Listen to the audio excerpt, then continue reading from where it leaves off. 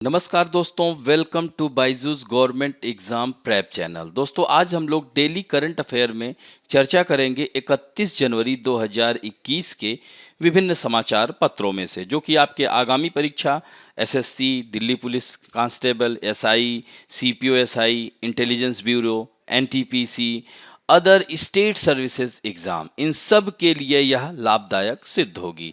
आइए एक एक करके चर्चा करते हैं राष्ट्रीय मामलों में। पहली खबर है, इंडियाज फर्स्ट इग्लू कैफे ओपन्स इन कश्मीर। दोस्तों आप यहाँ पर देख सकते हैं, यह चित्र दिख रहा है, इग्लू बर्फ का मकान जिसे कहते हैं। आगे चर्चा करेंगे तो गुलमर्ग कहाँ है दोस्तों? जम्मू कश्मीर। तो गुलमर्ग का जो में कोलाहोई स्की रिसॉर्ट परिसर में एक नया इग्लू कैफे खुलने के बाद यह सुर्खियों में छाया हुआ है।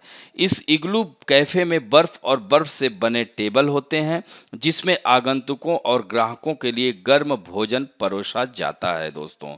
और यह खबर है, इसको ध्यान रखेंगे कि सीधे सीधे पूछ लेगा कि किस जिले में खोला गया है, किस यहाँ किस राज्य में या केंद्र शासित प्रदेश में खोला गया है। और दोस्तों गुलमर्ग के बारे में जान लीजिए। जैसे जो अगर बात की जाए कि ग्रेटर हिमालय, लेसर हिमालय, तो लेसर हिमालय बताया था ना, छोटे छोटे घास के मैदान पाए जाते हैं, जिन्हें कश्मीर में मर्ग जैसे गुलमर्ग, सोनमर्ग, टोनमर्ग तथा उत्तराखंड में बुग्याल या प्यार कहा जाता है। उसी तरह से यहाँ पर आप देख सकते हैं, गुलमर्ग भारत के जम्मू कश्मीर केंद्र शासित प्रदेश का एक हिल स्टेशन है। इसका मूल नाम पहले गौरी मर्ग हुआ करता था, जिसे 16वीं शताब्दी में यूसुफ शाह चक ने बदलकर गुलमर्ग कर दिया था दोस्तों।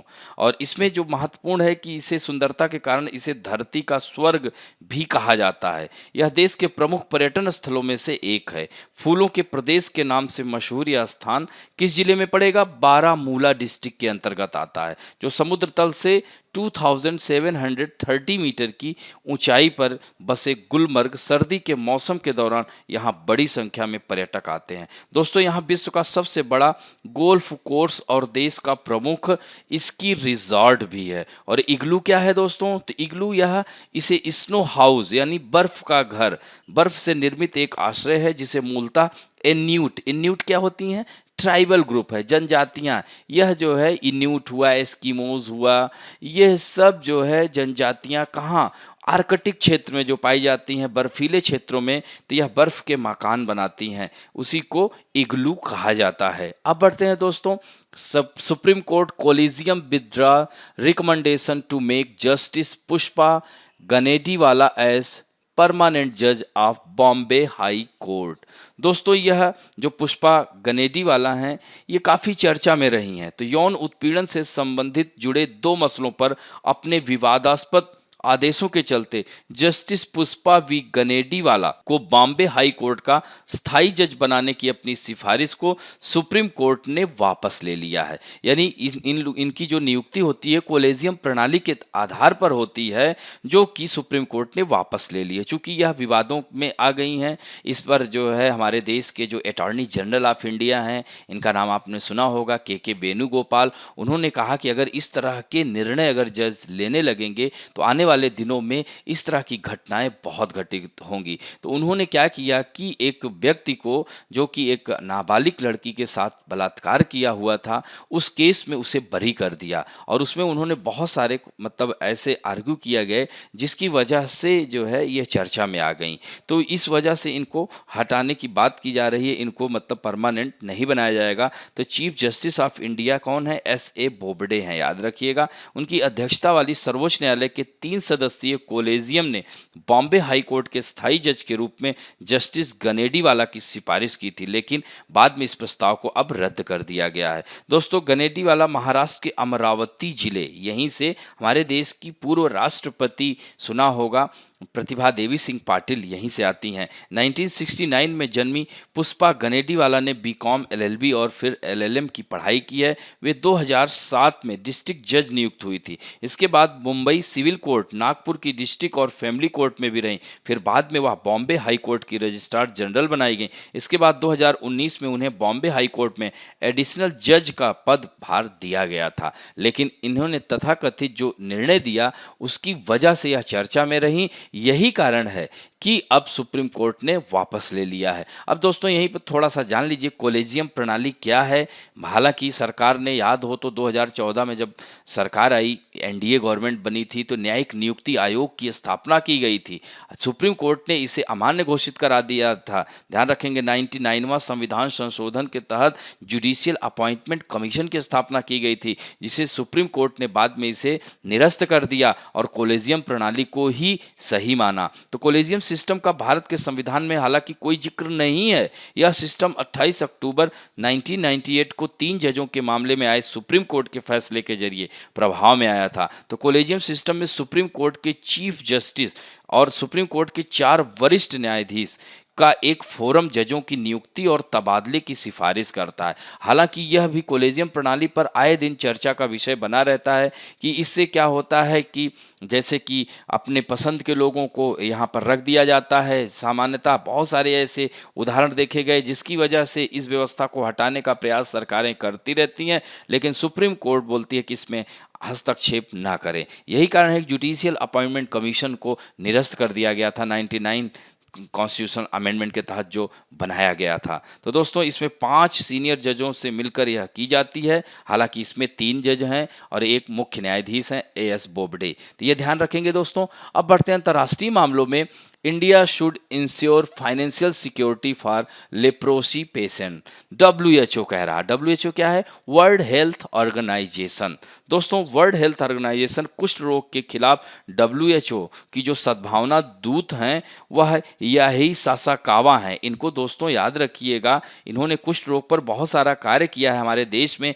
यही कारण है कि इनको गांधी शांति पुरस्कार भी दिया गया था। 2019 में गांधी शांति पुरस्कार से सम्मानित सासाकावा ने कहा कि हमारे हमेशा की तरह कुष्ठ रोग के मरीजों को इस मुश्किल समय में नजरअंदाज किया गया, खासकर कब? कोविड-19 के समय। तो उनकी कुशल क्षेम जानने के लिए वहां पर बहुत कम लोग आए। तो यही कारण है कि यह चर्चा में है कि इनके ऊपर ध्यान दिया जाए। चूंकि लॉकडाउन की वजह से बहुत सारी चीज़ों पर बैन होकर दिया गया, जिसकी वजह से ये लोग बाहर जा नहीं सकते थे। यह सब समस्याएं थी। तो इस तरह से विश्व स्वास्थ्य संगठन के अनुसार दुनिया भर में वार्षिक आधार पर सामने आने वाले कुष्ठ रोग के नए मामलों की संख्या सर्वाधिक भारत में है दोस्तों। उसके बाद ब्राजील और इंडोनेशिया का नंबर आता है। 2016 में कुष्ठ रोग के 1,35,485 नए मामले सामने आए, जो विश्व भर में सामने आए 2,14,783 नए मामलों का 63% भारत में है दोस्तों। तो इसमें थोड़ा सा जानना आप लोगों के लिए आवश्यक है कि यह कुष्ठ रोग होता क्या है, ये भी थोड़ा सा जान लीजिए। तो कुष्ठ रोग, इसका जो है कुष्ठ रोग को कह सकते हैं, कुष्ठ रोग को हैंसस रोग भी कहा जाता है। कुष्ठ रोग माइक्रोबैक्टीरियम लेप्री यानी क्या है? ये जीवाणु जनित बीमारी है, बैक्टीरियल डिजीज है दोस्तों। तो इसको, इसके जो बैक्टीरिया का नाम है माइकोबैक्टीरियम लेप्री नामक जीवाणु की वजह से होता है। यह आनुवांशिक एवं छुआछूत रोग नहीं है। इसका मतलब क्या है कि साथ खाने उठने बैठने से यह नहीं फैलता है। समय से जांच और उपचार मिलने पर व्यक्ति को दिव्यांगता से बचाया जा सकता है। अब इसके लक्षण क्या हैं? चेहरे या कान के आसपास गांठें या सूजन, सिर में दर्द हो जाता है, त्वचा पर हल्के रंग के धब्बे जो चपटे और फीके रंग के दिखते हैं, पैरों के तलुओं में ऐसे घाव जिसमें दर्द ना हो, मांसपेशी में कमजोरी, इस तरह से कह सकते हैं आंखों की समस्याएं जिससे अंधापन तक हो सकता है, हथेली और तलवों का सुन्नपन होना। इस रोग के लक्षण दिखने में 2 से 5 साल का समय लग जाता है दोस्तों। पैरालिसिस या हाथों और पैरों का अपंग होना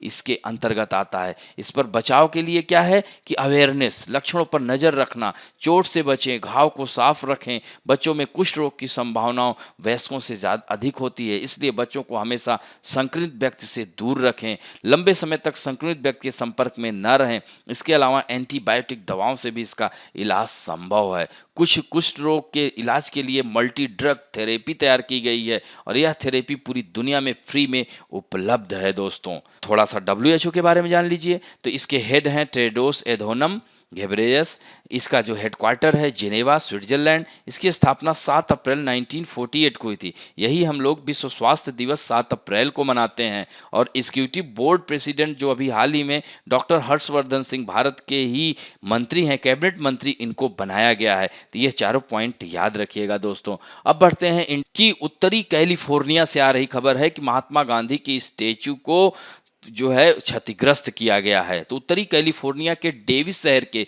सेंट्रल पार्क में लगी महात्मा गांधी की 6 फुट ऊंची और 294 किलोग्राम वजनी कांस्य प्रतिमा के निचले हिस्से पर प्रहार कर उसे उखाड़ दिया गया है और प्रतिमा का आधा चेहरा है क्षतिग्रस्त है और गायब है। तो भारतीय मूल के अमेरिकियों ने घटना पर आक्रोश व्यक्त किया है और इस तरह से friends of India society international के गौरांग देसाई ने कहा, कई वर्षों से OFMI और खालिस्तानी अलगाववादियों जैसे भारत विरोधी और हिंदू विरोधी कट्टरपंथी संगठनों द्वारा नफरत का माहौल बनाया जा रहा है और अन्य संगठनों ने भी इस घटना की निंदा की है दोस्तों। और इस बीच भारत ने महात्मा गांधी की प्रतिमा को क्षतिग्रस्त करने की घटना की कड़ी हमारे देश के प्रधानमंत्री ने इसकी कड़ी निंदा की है। महात्मा गांधी की यह प्रतिमा भारत सरकार ने डेविस शहर को प्रदान की थी।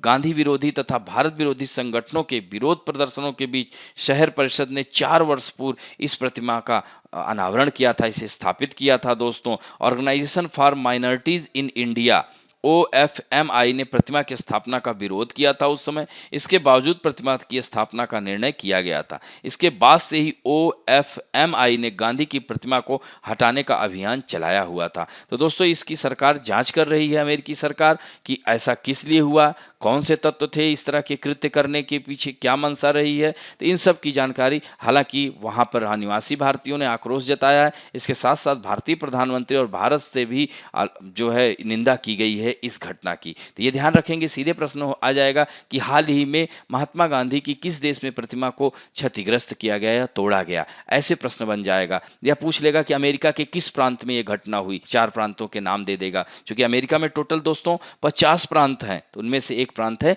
कैलिफोर्निया भी। तो कैलिफोर्निया के बारे में थोड़ा सा हम आपको बताना चाहेंगे। यहाँ पर मानचित्र में आप देखिए, कैलिफोर्निया ये इदाहो प्रांत है, ये ओरेगन प्रांत है, ये नेवादा है और यहाँ नीचे मैक्सिको एरिजोना प्रांत भी स्पर्श करता है। यह प्रशांत महासागर के तट पर स्थित दोस्तों इसकी राजधानी सैक्रामेंटो है। याद रखेंगे दोस्तों, यहाँ पर भूमध्य सागरीय जलवायु भी पाई जाती है दोस्तों। लॉस एंजल्स कैलिफोर्निया USA का दूसरा सबसे अधिक आबादी वाला शहर है दोस्तों। यहीं हॉलीवुड भी है और यहीं सिलिकॉन वैली IT का पूरा हब माना जाता है विश्व में। यही कारण है कि भारत की सिलिकॉन वैली किसको कहा जाता है, बेंगलुरु को कहा जाता है दोस्तों। कैलिफोर्निया की अर्थव्यवस्था रूस और इटली को पीछे छोड़ते हुए दुनिया में 8 सबसे बड़ी अर्थव्यवस्था बन गई है। कैलिफोर्निया फिल्म उद्योग, इंटरनेट, पर्सनल कंप्यूटर का जन्म स्थान रहा है दोस्तों।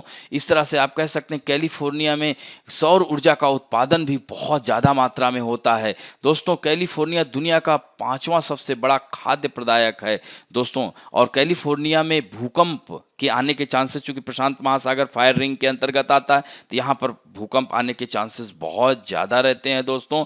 और भी यहाँ पे मैंने क्या बताया कि यहाँ पर कौन सी जलवायु पाई जाती है, भूमध्य सागरीय जलवायु पाई जाती है। इसमें जैसे कि यहाँ का आधिकारिक राज्य पशु कैलिफोर्निया ग्रिजली भालू है, जो कि विलुप्त है। यहाँ पर अब देखिए, भूमध्य सागरीय जलवायु के कारण यहाँ पर शराब का उत्पादन बहुत ज़्यादा मात्रा में होता है। और दोस्तों कैलिफोर्निया का माउंट विटनी कहाँ है, कैलिफोर्निया में ही है और शराब का सबसे बड़ा उत्पादक राज्य है अमेरिका का। इवन इटली, फ्रांस और स्पेन के बाद दुनिया में 4था सबसे बड़ा अग्रणी शराब उत्पादक यह क्षेत्र है, राज्य है। यानी कह सकते हैं कैलिफोर्निया को शराब के शौकीनों के लिए उत्तरी अमेरिका का मक्का कहा जाता है। तो आशा करता हूं कि समझ गए होंगे दोस्तों। अब बढ़ते हैं various national international personality news में। हम बात करेंगे जय शाह। यह पिक्चर आप देख सकते हैं, गृह मंत्री अमित शाह के यह पुत्र हैं। तो सचिव जय शाह BCCI की ये सचिव भी हैं। तो सर्वसम्मत से इनको एशियाई क्रिकेट परिषद का अध्यक्ष चुना गया है। शाह बांग्लादेश क्रिकेट बोर्ड के प्रमुख नजमुल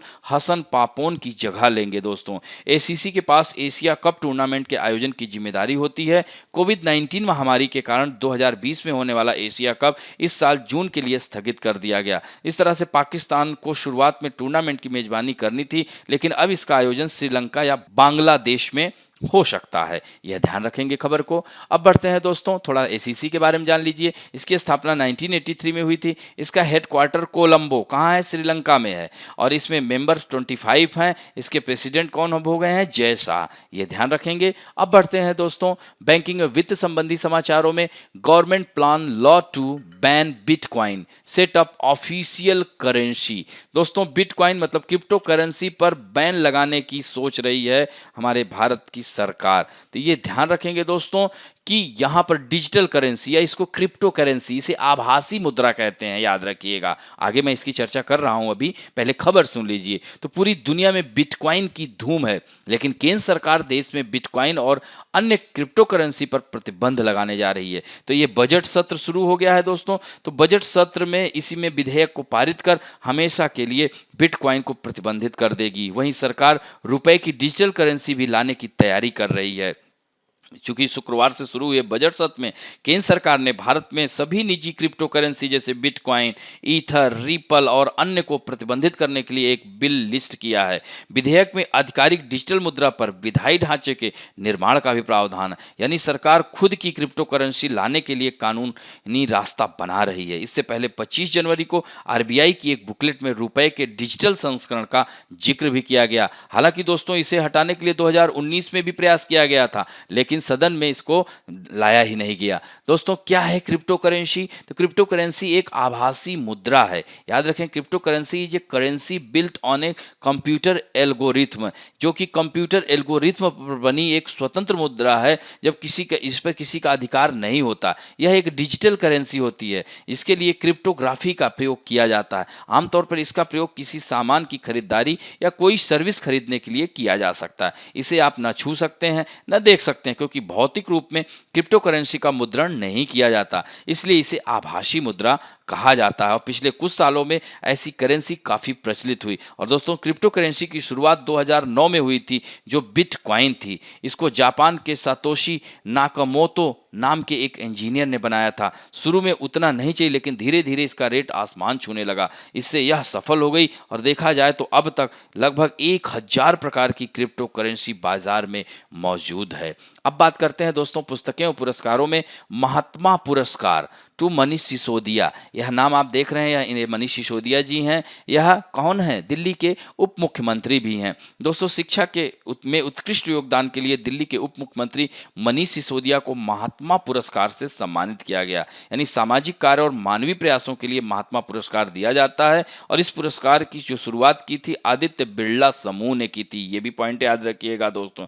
और इसका उद्देश्य है कि अच्छे कार्य के लिए, समाज में जो परिवर्तन करता है, नए नए इनोवेशन करता है, उस व्यक्तियों या संस्थाओं को सम्मानित किया जाता है। इस तरह से महात्मा गांधी की 73वीं पुण्यतिथि पर कार्यक्रम आयोजित किया गया। इसमें विप्रो के संस्थापक अजीम प्रेम जी, अभिनेत्री शबाना आजमी सहित अन्य प्रमुख लोगों को महात्मा पुरस्कार से सम्मानित किया गया। तो ये फैक्ट है, इसे ध्यान रखेंगे। अब बात करते हैं book by many a happy accident. दोस्तों यहाँ चित्र आप देख सकते हैं, पूर्व उपराष्ट्रपति का है। यह 2 बार उपराष्ट्रपति, यानी कह सकते हैं एस राधाकृष्णन के बाद दूसरे ऐसे व्यक्ति हैं जो 2 बार भारत के उपराष्ट्रपति रहे हैं। तो पूर्व उपराष्ट्रपति हामिद अंसारी की किताब है by many a happy accident. इसकी वजह से यह विवादों के घेरे में आ गए। अभी कुछ दिन पहले ही इन्होंने जो है इंटरव्यू दिया, जिसमें कि बीच में ही इंटरव्यू छोड़कर चले गए। सेकुलरिज्म वर्ड पर कुछ ऐसी बातें हो गई जो कि पत्रकार ने उनसे प्रश्न पूछा और इन्होंने नाराजगी जताई। तो हामिद अंसारी 2 बार भारत के उपराष्ट्रपति, राज्यसभा के सभापति, राष्ट्रीय अल्पसंख्यक आयोग के अध्यक्ष और भारत के राजदूत तक रह चुके हैं। तो ये ध्यान रखेंगे, इनकी किताब का नाम सीधे सीधे। अब बढ़ते हैं खेल समाचारों में दोस्तों। Ranji trophy will not be held in India for the first time in 87 year, यानी 87 वर्षों में पहली बार ऐसा हो रहा है कि रणजी ट्रॉफी का आयोजन नहीं हो रहा है। दोस्तों 1934-35 से होती आ रही है। भारत की प्रथम, कह सकते हैं राष्ट्रीय प्रथम श्रेणी क्रिकेट टूर्नामेंट रणजी ट्रॉफी का आयोजन 2020-21 घरेलू सीजन में नहीं होगा। 87 साल में यह पहली बार हो रहा है जब इस घरेलू क्रिकेट टूर्नामेंट का आयोजन नहीं किया जा रहा है। बीसीसीआई ने सैयद मुश्ताक अली ट्रॉफी T20 के पूरा होने के बाद 50 ओवरों के विजय हजारे ट्रॉफी टूर्नामेंट और सीनियर महिला वनडे टूर्नामेंट आयोजित कराने का फैसला किया है। यानी बीसीसीआई पहली बार अंडर 19 राष्ट्रीय वनडे टूर्नामेंट, जिसे वीनू माकन ट्रॉफी, और महिला राष्ट्रीय वनडे टूर्नामेंट का भी आयोजन करेगा। ऊपर मैंने दिया ही है। तो ये 2-3 पॉइंट इसको याद रखेंगे। अब बढ़ते हैं दोस्तों ऑस्ट्रेलियाई ओपन 2021। रोहन बोपन्ना, ये हमारे देश के खिलाड़ी हैं। तो 8 फरवरी से शुरू हो रहे ऑस्ट्रेलियाई ओपन से पहले रोहन बोपन्ना को उनका नया पार्टनर मिल गया है। जापान के हैं के बेन मैकलाकलन रोहन के लिए नए जोड़ीदार होंगे। यानी रोहन के लिए नए जोड़ीदार होंगे कौन? के बेन मैकलाकलन, ये नाम ध्यान रखेंगे। और उनके पुराने टीम पार्टनर जोआओ सोसा ने कोरोना से संक्रमित होने और समय पर ऑस्ट्रेलिया न पहुंच पाने के लिए टूर्नामेंट से अपना नाम वापस ले लिया है। बोपन्ना का 14वां दिन का जो क्वारंटाइन शनिवार को खत्म हो जाएगा, ये ध्यान रखेंगे। और साल के पहला जो ग्रैंड स्लैम, याद रखना, सबसे पहले ऑस्ट्रेलियाई ओपन होता है, उसके बाद क्या होता है? फ्रेंच ओपन होता है, उसके बाद क्या होता है? विंबलडन होता है, और सबसे लास्ट में यूएस ओपन। तो दोस्तों ये जनवरी फरवरी में होता है, याद रखिएगा। यह जो है मई जून में होता है, और यह जून जुलाई में होता है, और यह सितंबर में होता है। तो ये क्रम से याद रखना। और दोस्तों ऑस्ट्रेलियाई ओपन और यूएस ओपन हार्ड कोर्ट पे खेले जाते हैं, ये ध्यान रखना। और फ्रेंच ओपन, जिसे लाल बजरी का बादशाह किसे कहा जाता है? राफेल नडाल सबसे ज़्यादा बार फ्रेंच ओपन जीता है। तो फ्रेंच ओपन, जिसे रोला गहरा का मैदान, लाल बजरी का मैदान कहा जाता है, इस पे क्ले कोर्ट कहा जाता है। और विंबलडन, यह ग्रास कोर्ट पर खेला जाता है। दोस्तों पहले ऑस्ट्रेलियाई ओपन शुरू में ग्रास कोर्ट पर खेला जाता था, बाद में इसे हार्ड कोर्ट पर स्थानांतरित कर दिया गया। तो साल के पहले ग्रैंड स्लैम का आयोजन 8 फरवरी से हो रहा है, ये 3 हफ्ते बाद हो रहा है। यानी पहले 18 जनवरी से शुरू होना था, लेकिन कोरोना वायरस के चलते यह 3 हफ्ते आगे कर दिया गया दोस्तों। तो इस तरह से ऑस्ट्रेलियाई ओपन के इतिहास में ऐसा पहली बार हो रहा है जब ऑस्ट्रेलियाई ओपन के क्वालिफाइंग मैच ऑस्ट्रेलिया से बाहर हुए। नहीं, पहले ऑस्ट्रेलिया में होता था। तो महिला और पुरुषों के क्वालिफाइंग मैच 10 से 13 जनवरी तक कहाँ हुआ था? दोहा, कतर और दुबई में खेला गया था। दोस्तों ऑस्ट्रेलियाई ओपन 109वीं बार आयोजित होगा। इस बार इस प्रतियोगिता में 7.15 करोड़ ऑस्ट्रेलियाई डॉलर यानी 3.98 अरब रुपए की इनामी राशि है। दोस्तों साल 2020 में ऑस्ट्रेलियाई ओपन को सर्बिया के नोवाक जोकोविच ने जीता था। वहीं महिला सिंगल की चैंपियन अमेरिका की सोफिया केनिन, और मेंस डबल का खिताब राजीव राम जो सेलिबरी को जोड़ी ने जीता था। महिला डबल्स खिताब में टिमिया बाबोस और क्रिस्टीना मालाडेनोविक ने के हाथ लगा था। तो ये फैक्ट है, इन्हें ध्यान रखना दोस्तों। ऑस्ट्रेलियाई ओपन में इस बार 3 बड़े खिलाड़ी हिस्सा नहीं ले रहे हैं। रोजर फेडरर, ध्यान रखिएगा, चिली के क्रिस्टियन गारिन और अमेरिका के जॉन इस्नर भी निजी ये चोट की वजह से और निजी वजहों से यह इसमें हिस्सा नहीं ले रहे हैं दोस्तों। अब बढ़ते हैं महत्वपूर्ण दिवस में। आज वर्ल्ड लेप्रोसी डे है दोस्तों। 30 जनवरी, या कह सकते हैं कि जनवरी का जो अंतिम रविवार होता है उस दिन यह मनाया जाता है। हालांकि भारत में प्रत्येक वर्ष महात्मा गांधी की पुण्यतिथि 30 जनवरी 1948 को इनकी हत्या कर दी गई नाथूराम गोडसे के द्वारा, तो हर वर्ष 30 जनवरी को मनाया जाता है। इनकी हत्या आज ही के दिन 1948 में की गई थी। कुष्ठ रोग दिवस मनाने का शुरुआत राउल फोलेरो ने सन 1954 ईस्वी में शुरुआत की थी। उन्होंने यह दिवस गांधी जी को समर्पित किया था। यानी गांधी जी कुष्ठ रोगियों के प्रति दया और स्नेह बहुत रखते थे, उन लोगों के लिए बहुत सारा कार्य किया था। इस तरह से वर्ल्ड लेप्रोसी डे, विश्व कुष्ठ दिवस, कुष्ठ रोगों के बारे में जागरूकता बढ़ाने के लिए अंतर्राष्ट्रीय स्तर पर हर साल जनवरी के अंतिम रविवार को मनाया जाता है दोस्तों, यह ध्यान रखेंगे। अब बढ़ते हैं, let us talk about some important fact में। आज दोस्तों हम अनुसूचियों की बात करेंगे। जब हमारा संविधान निर्मित हुआ था, यानी 26 नवंबर 1949 को कंप्लीट हुआ था, और लागू कब हुआ था? 26 जनवरी 1950 को दोस्तों। तब हमारे संविधान में 8 अनुसूचियां हुआ करती थी, बाद में 4 अनुसूचियां और जोड़ी गई, 9वीं अनुसूची, 10वीं अनुसूची, 11वीं अनुसूची और 12वीं अनुसूची। तो 9th schedule first constitutional amendment के तहत 1951 में जोड़ी गई। 10वीं अनुसूची 52nd यानी 52वें संविधान संशोधन के तहत जो है 1985 में जोड़ी गई, याद रखिएगा दोस्तों। और इसी तरह से यहाँ पर 11वीं और 12वीं अनुसूची याद रखना। 11वीं 73वें संविधान संशोधन के तहत 1992 एक्ट और 93 से लागू हुआ था, और 12वीं 74वें संविधान संशोधन यानी 74 कॉन्स्टिट्यूशनल अमेंडमेंट के तहत 1993 में लागू किया गया था, 92 एक्ट था दोस्तों। तो अब बात करते हैं अनुसूचियों की। तो भारत में अब वर्तमान में कुल 12 अनुसूचियां हैं। पहली अनुसूची में क्या है? भारत राज्यों का संघ होगा। इट मेंशंस द कॉन्स्टिट्यूएंट जो स्टेट हैं, यानी वर्तमान में 28 स्टेट हैं और 8 यूनियन टेरिटरी स्टेट हैं। दोस्तों याद हो तो 2 जून 2014 को तेलंगाना अलग राज्य बना था आंध्र प्रदेश से निकलकर। तब 29 राज्य और 7 केंद्र शासित प्रदेश हुआ करते थे दोस्तों। फिर बाद में वर्ष 2019 अगस्त में अमेंडमेंट के तहत जम्मू कश्मीर को जो विशेष राज्य का दर्जा था उसे केंद्र शासित प्रदेश में बदल दिया गया और 2 केंद्र शासित प्रदेश बन गए। इस तरह से टोटल 7 2 9 केंद्र शासित प्रदेश बन गए। लेकिन जनवरी 2020 में दादर नगर हवेली और दमन दीव यह जो है एक साथ कर दिया गया। तो अब वर्तमान में केंद्र शासित प्रदेशों की संख्या 8 है और चूंकि जम्मू कश्मीर एक कम हो गया था, पहले 29 था, तो अब 28 राज्य, तो 28 राज्य और 8 केंद्र शासित प्रदेश का उल्लेख प्रथम अनुसूची में है। अब बात करते हैं second schedule and third schedule. दोस्तों आप सबसे पहले देखिए, याद करने का तरीका समझिए। फॉर्म भरने जाते हैं सबसे पहले आप देखते हैं ना कि कितना पे ग्रेड है, सैलरी है। तो सबसे पहले हम बात करेंगे क्या, सेकेंड शेड्यूल में it consist of various official of the Indian polity, यानी president, governor, speaker, deputy speaker of Lok Sabha, chairman, deputy chairman of Rajya Sabha, इन सभी की सैलरी है, भत्ते हैं, यह सब दिया जाता है। दोस्तों यह ध्यान रखना, उच्च न्यायालयों के न्यायाधीशों, भारत के नियंत्रक, महालेखा परीक्षक आदि के प्राप्त होने वाले वेतन, भत्ते और पेंशन का उल्लेख किया गया है। अब दोस्तों जब अब सैलरी मिल रही है तो नियुक्ति हो जाती है। तो थर्ड शेड्यूल में क्या है, इन्हीं की नियुक्ति है, इन्हीं उच्च पदाधिकारियों का पद ग्रहण है, यानी टेक ओथ एंड अफर्मेशन। जैसे राष्ट्रपति को कौन दिलाता है शपथ, मुख्य न्यायाधीश, और मुख्य न्यायाधीश की नियुक्ति कौन करता है, राष्ट्रपति। कैग की नियुक्ति कौन करता है, राष्ट्रपति। हाँ, अटॉर्नी जनरल ऑफ इंडिया की नियुक्ति कौन करता है, राष्ट्रपति करता है। राज्यपालों की नियुक्ति कौन करता है, राष्ट्रपति करता है। तो इस तरह से उपराष्ट्रपति, मंत्री, इन सभी का इसमें यह तीसरी शेड्यूल के अंतर्गत डाला गया है। और चौथी अनुसूची क्या है दोस्तों, इसमें परिसीमन है, यानी विभिन्न राज्यों तथा संघीय क्षेत्रों से राज्यसभा के प्रतिनिधित्व का विवरण दिया गया है। इसी में डिलिमिटेशन कमीशन यानी परिसीमन आयोग के तहत राज्यसभा की सीटों का आवंटन, जैसे वर्तमान में 250 राज्यसभा सीटें, देखिए 250 संविधान में उल्लेख है, वर्तमान में 245 राज्यसभा की सीटें हैं, जो कि याद रखिएगा कि 233 क्या है, राज्यों से आती हैं और 12 जो है नॉमिनेट किया जाता है विज्ञान, कला, साहित्य और समाज सेवा के क्षेत्र से। तो इस तरह से 3 2 5 3 1 4 यानी 245। अब इसमें भी सर 233 में याद रखिएगा कि 233 में जो राज्यसभा की सीटें हैं, तो इस तरह से दिल्ली से 3 राज्यसभा सीटें, 1 पुदुचेरी, अब जम्मू कश्मीर की 4 राज्यसभा सीटें, तो 4 3 7 1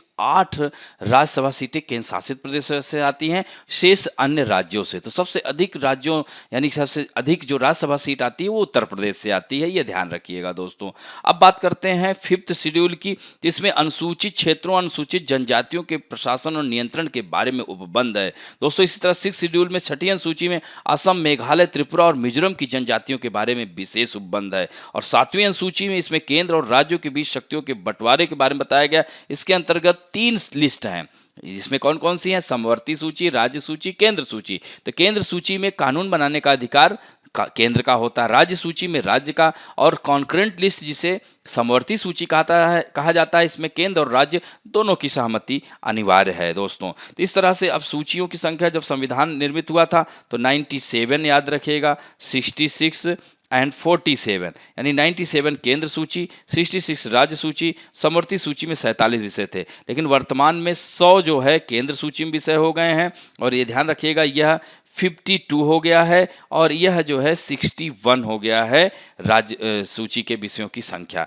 ये ध्यान रखेंगे दोस्तों। अब बात करते हैं एट शेड्यूल। एट शेड्यूल में वर्तमान में 22 भाषाएं हैं। हालांकि जब मूल रूप से 8वीं अनुसूची में 14 भाषाएं हुआ करती थी, तो 15वीं भाषा कौन सी जुड़ी, सिंधी लैंग्वेज जुड़ी, याद रखिएगा। 21st कॉन्स्टिट्यूशनल अमेंडमेंट के तहत 1967 में, ध्यान रखेंगे 21वें संविधान संशोधन के तहत 1967 में सिंधी लैंग्वेज जुड़ी। तो कितनी हो गई, 15। फिर 15 में 3 और जुड़ी, 3 कौन सी, KMN, कोंकणी, मणिपुरी, नेपाली। यह 71वें संविधान संशोधन के तहत 1992 में जुड़ी, तो 18 हो गई। फिर 18 में 4 और जुड़ी, याद रखिएगा, DBMS, डोगरी, बोडो, मैथिली और संथाली। यह 92वें संविधान संशोधन के तहत 2004 में यह चारों भाषाएं जुड़ी। इस तरह से वर्तमान में 22 भाषाएं हैं, संवैधानिक भाषाएं दोस्तों, डोगरी, बोडो, मैथिली और संथाली, कोंकणी, मणिपुरी, नेपाली और सिंधी, ये सब बाद में जुड़ी है।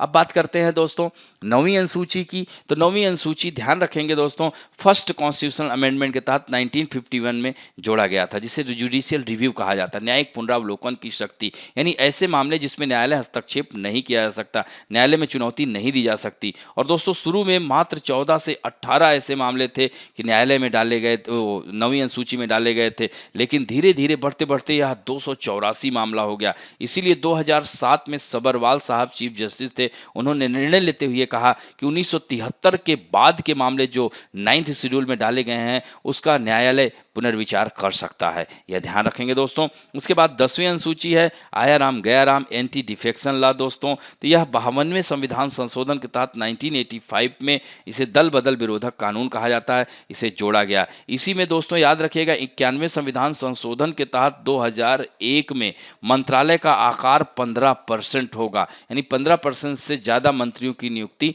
नहीं होगी, ये ध्यान रखिएगा। इसी तरह से 11वीं अनुसूची है 73वें संविधान संशोधन के तहत जोड़ी गई थी 1993, याद रखना एक्ट 1992 था। इसमें पंचायती राज व्यवस्था यानी कह सकते हैं कि सत्ता आपके द्वार, यानी कह सकते हैं डिसेंट्रलाइजेशन ऑफ पावर, सत्ता का विकेंद्रीकरण।